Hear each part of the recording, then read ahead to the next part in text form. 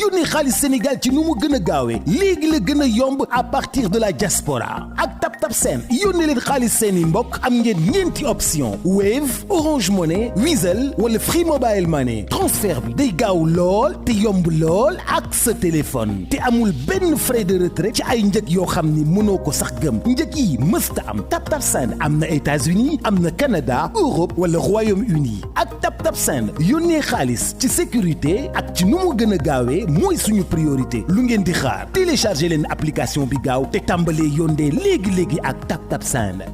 du ñàkk Chérif am ci xam-xam.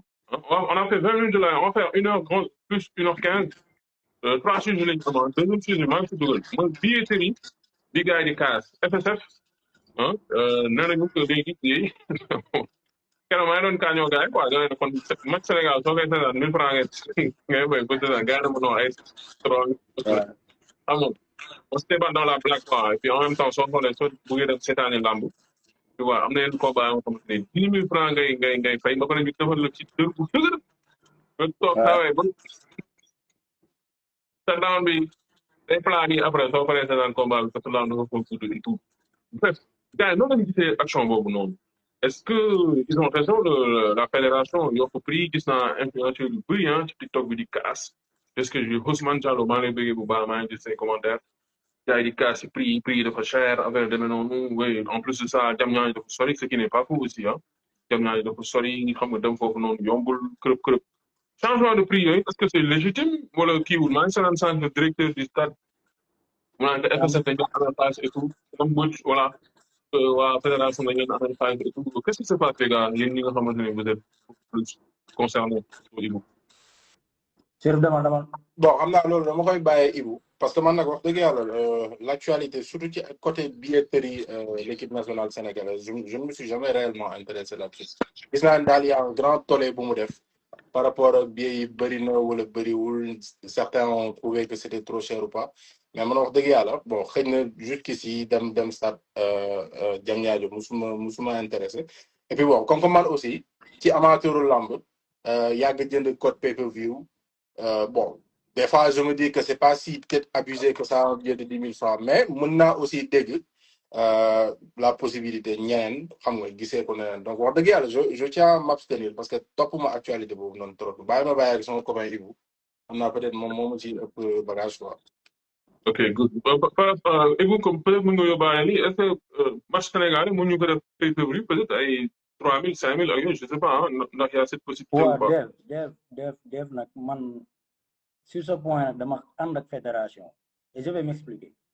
ok gis nga Dev dans la vie il faut faire la part entre le symbolique et le politique te gis nga mënuñu am budget bu toll ni 176 milliards ñu war ko rentabiliser tey jii ñiy kaas billet bu gën a ndaw tribune rouge c'est 3 000 francs bi digg doomu 10 000 mais gis nga grand ñëpp bëgg seetaan équipe nationale man chaque match équipe nationale à Dakar damay dem mais ñëpp waruñu dem stade. ñëpp waruñu dem. voilà maanaam les billets ne doivent pas être accessibles à tout le monde non loolu amu fenn ci àddina mais tey jii boo demee dans les grands clubs ay Barcelone Real Madrid wala Angleterre buy football Wembley mais partie stade bu nekk dañ ko consacré ak benn frange population bi ku nekk selon sa poche mais àddina noonu lay doxee mais tey ñu ne billet bi ñu bëri billet 10 000 lañuy kaas dañuy kaas billet 10 000 suba ñooy dem Sidi Diop fecc ba ñàkk tooy xet non wala dem Wally Seck wala dem mooy fecc waay gaa yi bees yi dem foofu noonu fay fa 15 000 francs wala 10 000 voilà ñooy dem feneen ak feneen dépenser bu ëpp loolu mais yow football d'abord spectacle la mais spectacle da nga koy jënd mais nga dem toog ci stade ñu jox la 90 minutes de spectacle jox la tribune yu mucc ayib dernière génération mais au minimum yow pour sax nga aider sa réew pour ñu rentabiliser parce que foog ñu xam ne tamit fédération day louer stade bi jëlu ko gratuitement. ok dañ koy louer. ok même pas le Sénégal ñii dañuy louer stade. bien sûr dañ koy louer comme tey promoteur bi nu muy louer lamb ji stade bi bu ñu organiser combat bi noonu lay loué stade bi. d'accord te tey paramètres yooyu foofu ñu koy jël en compte te tamit comme match yu toll nii nga xamante c'est des matchs décisifs mais les populations sax ñoo war a aider l'équipe nationale mooy jël seen alal def ko ci stade bi ñu rentabiliser parce que tey jii mars 2022 la ñu inauguré stade mais mars 2022 ba 2025 mais match yu ñu fi jógee est-ce que mat na 10 match mais tey jii bu ñu bëggee dimbali état bi mu amortir cet investissement mais foog population itam ñu nangu dem stade di dagg di cher di seetaan match xam nga man fan laay ànd ak population mooy nga dem spectacle bi ngay wër amoo ko. mais bii am na billet yu 3000 ku am 3000 dama nga dagg billet 3000 nga aju ci kaw nga sax. wala doguma la adduna bi ba mu daj noonu la foofu noonu la match capital match capital bu capital moo yem ci àddina di nga match bu capital sax la billet yi gën a cher ci àddina ku xam football na. match bu capital si la fédération yëpp di am enjeu plus ñu yokk billet waaw généralement mais gis nañ match Argentine Brésil non Argentine Colombie demi-finale aux États-Unis à Los Angeles Copa América bi passé 2024 mais bii dañ ko doublé selon la norme mais très terewul à 3 heures avant coup d'envoi bi dafa amoon sax ay bousculade parce que ñëpp a bëggoon dem seetaan spectacle parce que xam nga ni boo daggee sa billet da nga gis spectacle te dëkk yooyu noonu xam nañ conjoncture économique dans les pays sud-américains demeewul noonu et pourtant ñu bëri dañoo déplacé wu jusqu'aux États-Unis pour seetaan match gis nga Sénégal moom mooy dëkk boo xamante ni pour nga naka laa nga def li neex nit ñi day xaw a jafe yow da ngay def di gër àdduna tollootu 10 000 francs amatul ci àddina ku ko bëgg da ngay dem seetaan ni simb non boo taw toogal sa kër nga jënd sa bouteille Coca-Cola naan nga seetaan match bi kam na nga bëgg seetaan match équipe nationale boobaa mais ñaata mais kon xanaa kon def dina am sa invité au minimum benn yoon ñu sa seetaan match Sénégal nga gis 2 heures avant le match circulation bi aux alentours du stade. man de la télé mais xoolal ñiy raté seeni vol au jour des matchs kenn xamul lu mu toll diggante stade bi ak diggante Yeba 2 ak aéroport. mais est-ce que ragaloo dara parce que maa ngi lire commentaire yi Assane Cissé mi ngi intervenir ci commentaire ak gars yi tamit ñoom Franco ndax ragaloo tey ñu yokk prix yi parce que déjà bon pour stade bi fees c'est tout un problème le stade là je pense que depuis Égypte bëgguma juum aussi mais match yooyu lay fees match bi passé contre Soudan fees lool donc est-ce que ragaloo ñu yokk prix bi ak sorewaay bi maanaam mbooloo bi gën a wàññeeku. man gëm naa parce que je crois que Mauritanie man gëm naa au minimum affluence bi dina nekk ci 35 000 voire 40 000 spectateurs mais loolu sax jauge boobu sax dina permettre à ce que normes sécuritaires yi ñu respecté ko gis nga stade parfois soxlawul muy fees de trop gis nga boo amee benn nombre bu yamamaay bi rek pour faire l'ambiance mais stade yu bëri en Europe 35 40 mais stade yu gën a bouillant en Europe mais c'est des stades de 15 000 25 000 places mais tey jii stade bu feesee del te match Sénégal ku yàgg dem nag seetaan depuis Sénégal Égypte nga xamante ne match boobu les gens dañu demoon stade man Sénégal Égypte 11 heures laa quitté sama kër avec mes amis ñu taal oto xam nga ban heure lañ yegg Diamniadio 14 heures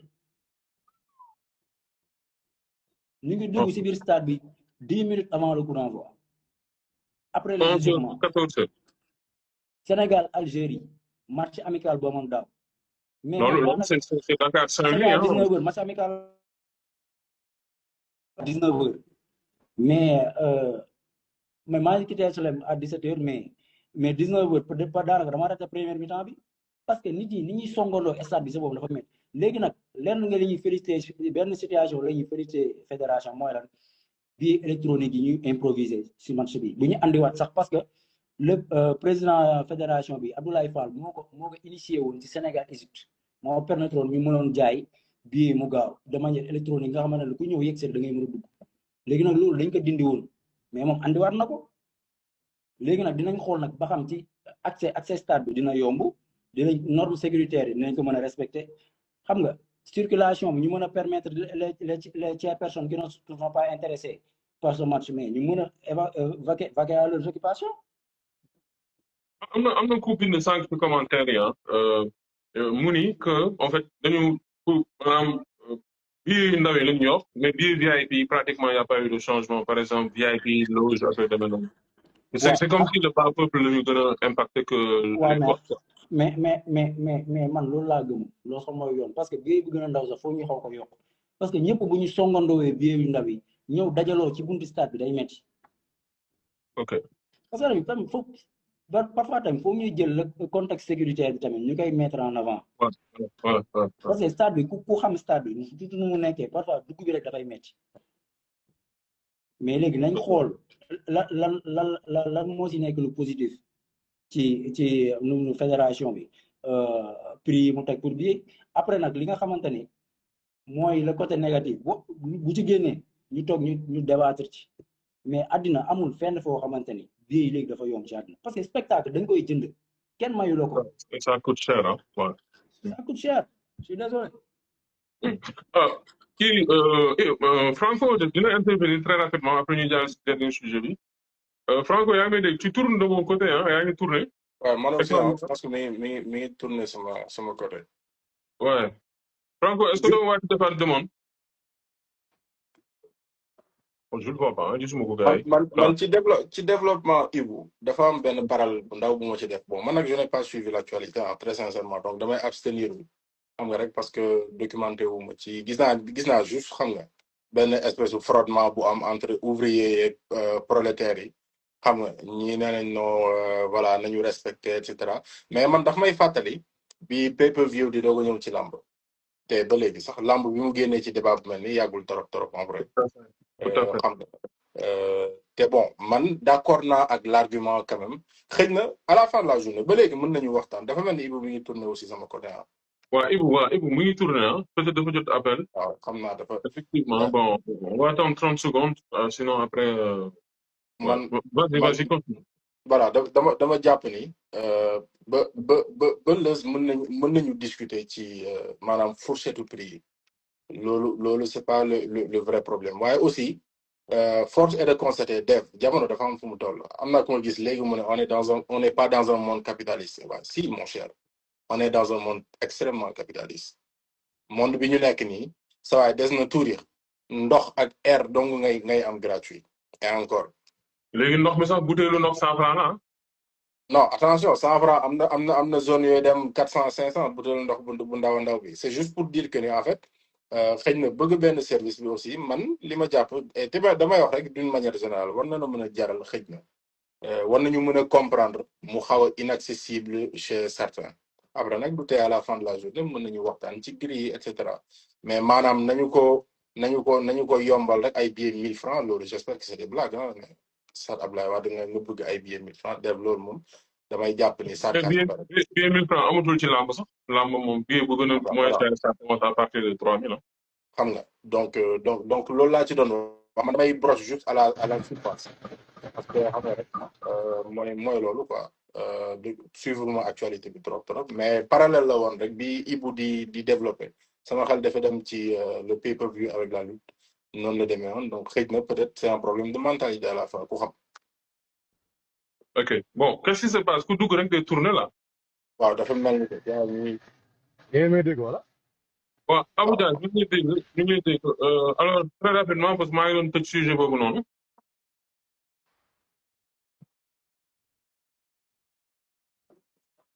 ah mais ñu ngi wax déjà.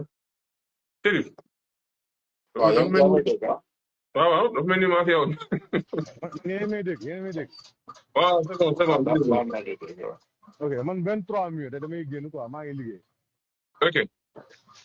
waaw ma ne maa ngi nuyu gars yëpp quoi Chérif maa ngi lay nuyu sama mbokk merengue bi.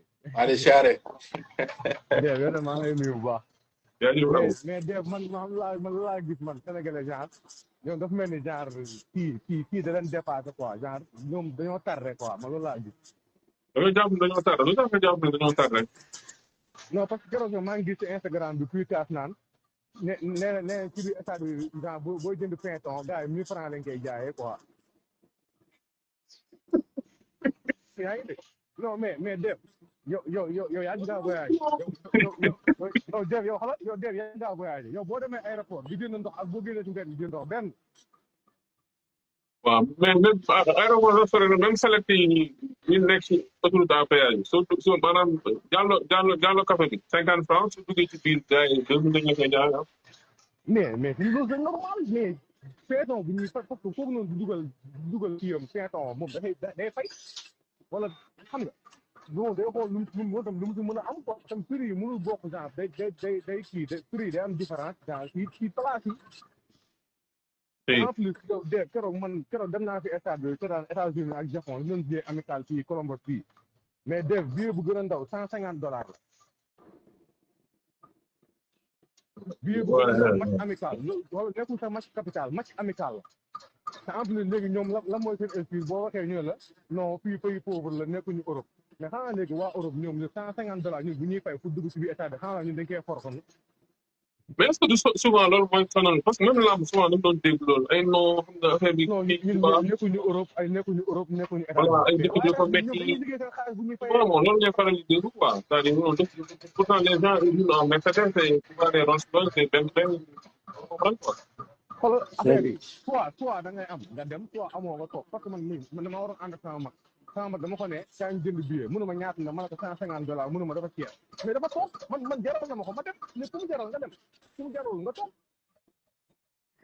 Def. ok 3000 francs genre 3000 francs c'est loolu dafa yomb genre ci équipe nationale. Def.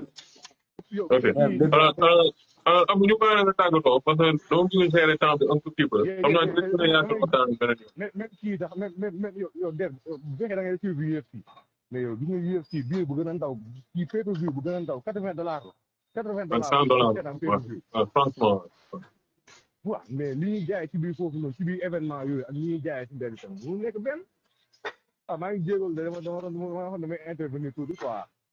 non t'inquiète Def. pour daaneel boobu gis nga dañ ciy faral di waxtaan gis nga misérabilisme bu baaxul ci réew dañoo war a bàyyi cette conception de gratuité parce que ay billets 1000 francs daanaka may la dañu waxante dëgg. am nga benn terme bi ñu utiliser naan ay une xalaatu tiers mondiste souvent tu dis ça bon gars demande yi nag maa ngi koy kii il faut que ñu avancer aussi c'était une parenthèse. parce que loolu xalaatu réew bu dellu ginnaaw la mooy nañ yombal mbir yi tey jii damay déparé ci lamb pour daanu ci football tey un promoteur day jëlee centaine de millions jox ko ñaari mbër démarcher des sponsors dugg fu nekk xamuñu yan risque la supporter ñëw na de par exemple day def combat par pay-per-view mais déjà ñëw nit da ngay toog benn def lekk sa maafe bu neex naan sa ataaya naan non waa ji da nga war a def gratuit dañ war a teg lamb ji mais pourquoi ñu koy teg te mu dem mais quand même non mais attends mais stade boo xamante ne équipe Grand Salle mu ngi équipe nationale stade boo xamante ne état du Sénégal dafa dem décaisser des milliards mais il faut ñu xam la mooy investissement quoi léegi investissement boobu ñu war ko amortir rentabiliser stade bi mais loolu stade lan moo koy dundal bu fa événement amul mais xaalis bi yi ñuy jënd foofu noonu daanaka moo koy dundal parce que fédération bi encore une fois da dem louer stade bi mais li muy louer stade bi léegi fan la koy jëlee mais au minimum foog mu génnee ko ci billetterie bi quand même mais billet 3000 francs en 2025 bu dee mooy causer problème kon man xaw ma remettre ci dëkk bi fu mu toll kon nag dëkk bi katakay ni na en tout cas man lenn la mooy gars yi nañ fexe comme ñu mënul dem aussi il paraît que RTS seen qualité d'image maa ngi commentaire yu bëri ñu naan RTS xam nga caméra ngeen teg même RTS xoolal li ëpp solo mooy man football ma nga seetaan na bal bi di daw rek naa seen bal bi di seen caaxi ku caméra demal nga dagg billet nga seetaan Ibu eeru 4K lañ nekk RTS sen match yi tu as l'impression que Italie lañ koy filmer foofu moom je suis pas non d'accord. loolu moom kaw RTS moom en pic 2025 waaw xëy na c'est un débat parallèle loolu moom duñ ci attardé wu. mais juste pour confirmer Dave non RTS moom débat moom buñ ci duggee parce que c'est absolument non yaa ngi doon wax sànq ci xam nga rek ci sarcasme Ibou naan fexeel ba gis bal bi mais bal bi doo gis je te jure te exagéré wu ma gars yi duñ ma bàyyi ma fen. C'est catastrophique la qualité du débat. C'est vrai. kon baal ma foofu. xam nga loolu moo tax ma bàyyi saa bi yegg di. Alors Franco très rapidement en 3 minutes. waaw très rapidement waaw moo sama xalaat Ibou foofu moom yow. RTS dañu war a améliorer seen image quand tu regardes même les images sur un téléphone c'est extrêmement plus net que les images de la RTS. Mais pourtant, c'est un journal et tout, la qualité d'image est exceptionnelle. Pourquoi un match sénégalais? Non, peut-être ils n'ont pas encore le matériel requis pour faire pour filmer en grand standing en 4K quoi peut-être. Peut-être que si biir studio ils ont des caméras en 4K mais xam nga match moom il faut que nga am possibilité am ay dañuy filmer en zoomé bu lu bëri quoi genre peut-être loolu lañu amul en 4K parce que des fois match bi day daw canal di daw RTS te ñun dañuy gis la différence d'image donc effectivement il y a une différence franchement pour dire vrai donc il va falloir vraiment ñu améliorer au côté boobu. Maintenant pour les prix je suis parfaitement d'accord avec Ibou il a parfaitement raison c'est-à-dire que Assane si commentaire yi on n'est pas d'accord tey sama waay la nag mais Assane la fédération doit chercher à être autonome. Toutes les fédérations de football yi nekk ci pays développés yëpp dañoo autonome xaaruñ dara ci état te genre occasion yii nii en fait moo leen di may pour ñu mën a autonome avec tout ce qu'ils gagnent aussi en termes à l'international ak yooyu noonu yëpp loolu moo leen di may pour ñu mën a autonome tant que ñun ñu ngi xalaat ni équipe nationale genre Sénégal la dañuy war a def ay subventions wala affaire yooyu noonu non on n'aide pas la fédération. Et en plus, Dev, quand tu rentres dans le site pour acheter un billet, mais les billets sont vendus. Hein? Actuellement, par exemple, quand tu rentres dans le site, les billets de 10 000, 20 000 francs et de 50 000.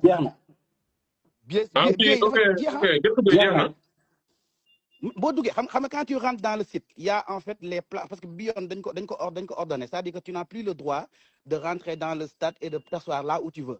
C'est-à-dire que quand tu rentres dans le site, on te donne un numéro. Voilà, on te donne un numéro, et si numéro bob non bo démé numéro bob fofu ngay tok. C'est comme ça qu'ils l'ont organisé. Donc de ce fait, quand tu rentres dans le site, quand tu vois tous les trucs qui sont en rouge, cela veut dire que ils sont déjà achetés. S'il y a des places en vert, ñoo des. Té bo xolé tout ce qui est en vert bëreetul hein. Bëreetul, c'est-à-dire que billet yi gëna cher sax ñoy ñëk jeex. Billet 50 000 ak billet 20 000 francs ñoo ñëk jeex. Instant yi soo duggee tu ne vois que des billets de 10 000 francs et des billets de 3 000 francs. Donc en fait am na benn mentalité boo xamante ne que il faut que ñu génne ko aussi ay dëkk bi dafa métti dafa xaw ma lan mais dëkk bi dafa métti raison de plus il faut que qu'il y ait des choses comme ça. dëkk bi dafa métti sax ak samedi soirée yi fees dell man loolu jaaxal na. mais iPhone 17 bi nag yow gisoo nu mu tuuroo ci dëkk bi. koo ci romb wala lu mu yor ba gën a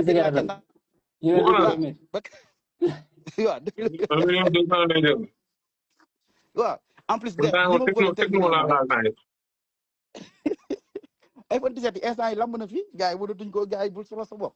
Donc gars yi dañ bàyyi yooyu noonu gars yi. Conception de gratuité. En plus pour terminer Ibou ma bàyyi leen ngeen continuer mooy que il faut voir que ces prix là c'est pas en réalité une augmentation sax boo xoolee parce que yeneen match yi yëpp depuis le début même le match contre Égypte Ibou ngi nii duma bàyyi ma fen c'était à peu près ces mêmes prix là sinon plus cher te jour boobu noonu la stade bi gën a fees stade bi musul def le plein comme match contre Égypte alors que les prix étaient plus chers tu vois donc il y a que le dernier match bi nii passé bi ñu football Sénégal nga xamante ne match bi y avait pas trop d'enjeux donc la fédération peut-être ils se sont dit que bon si suñu defee yenn prix yi gars yi duñu ñëw wala affaire yooyu moo tax ñu wàññi yenn prix yenn places yi donc boo xoolee ils avaient vendu les places de 3 000 à 1 000 francs et je pense que les places de 10 000 francs en 5 000 francs sinon les autres prix restent les mêmes mais depuis le début depuis bi ñu defee match stade Ablaye ba léegi les prix c'était ça c'était 3 000 10 000 20 000 50 000 c'était ça hein, les prix.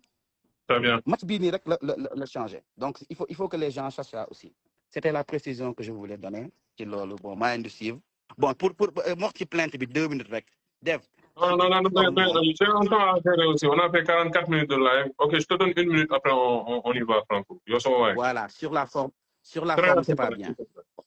Sur la forme, on a beau dire tout ce qu'on veut, mais sur la forme, rafetoul.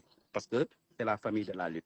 Maintenant, comme l'a dit Chérif, sur le fond, personne ne sait. Peut-être que Djarnoko, mais qu'on dit sur la forme, rafetoul. Lola Bougonoyok. Donc, merci beaucoup. Big up à vous. Merci beaucoup, Franco. Merci. Donc, voilà, moi, ça. Pour tout le faire de fédération. Nous travaillons ça va pas passer. Bon, en tout cas, c'est ça. Hein. Après, à l'occasion aussi, on va parler des sujets, c'est un peu d'actualité et tout. Donc, je suis chez Franco, c'est comme ça, hein. Certains sont contre, d'autres sont pour.